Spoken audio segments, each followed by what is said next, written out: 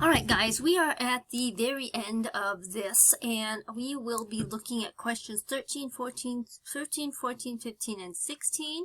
So if we're down here at 13, 14, and so all you need to do is be able to take and write each number in standard form.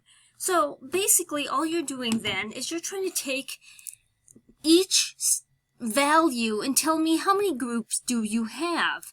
So if you have here a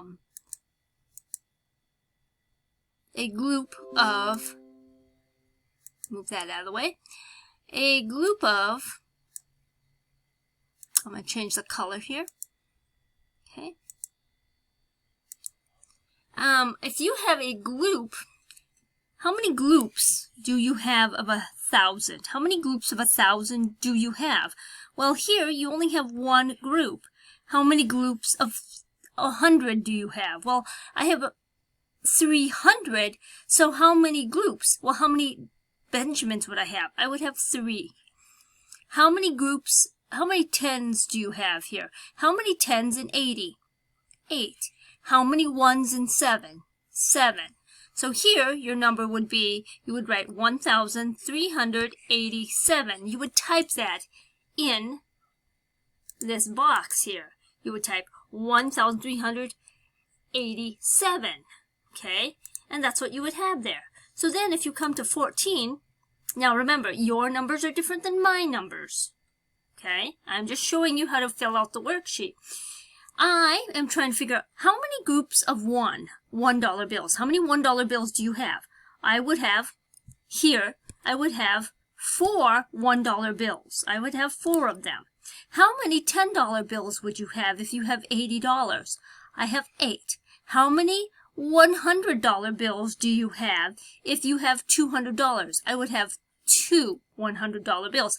How many $1,000 bills would you have if you have $5,000 in your pocket? I would have 5,000 bills. I would have 5 pieces of paper. How many $1,000 bills would you have? I would have 5 of them. How many $100 bills would you have in your pocket if you had $200? 2 Benjamins. Okay?